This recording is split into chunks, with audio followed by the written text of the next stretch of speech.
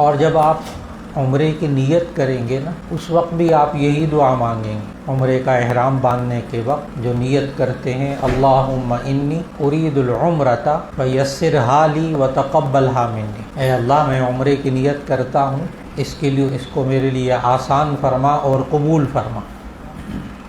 یہی تربیت کا مقصد ہے، آج کی نشست کا یہی مقصد ہے کہ اللہ تعالیٰ آسان فرمائے اور قبول فرمائے۔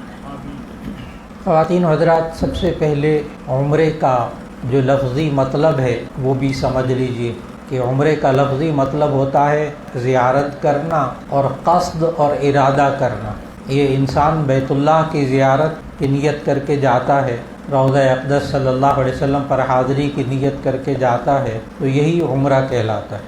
اور اس میں یہ انسان کل 4 کام کرتا ہے، وہ 4 کام کر لے تو عمرہ ادا ہو جاتا ہے۔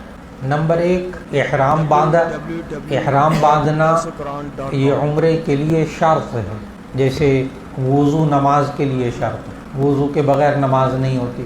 تو نمبر 1 عمرے کے لیے احرام باندھنا، اور یہ عمرے کے لیے شرط ہے۔ نمبر 2 خانہ کعبہ کا طواف کرنا، یہ عمرے میں فرض ہے۔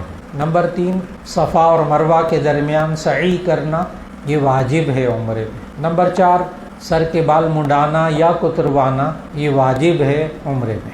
کہ آپ نے یہ سمجھا کہ عمرہ کرنا کس کو کہتے ہیں، ہم کیسے عمرہ کریں؟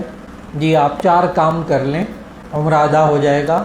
آپ احرام باندھیں، آپ طواف کریں، آپ سعی کریں صفا اور مروہ کی، آپ سر کے بال منڈائیں یا کتروائیں، الحمدللہ عمرہ مکمل ہو گیا۔ دوبارہ وہاں رہ کر عمرہ کریں گے تو بھی اسی طرح کریں گے۔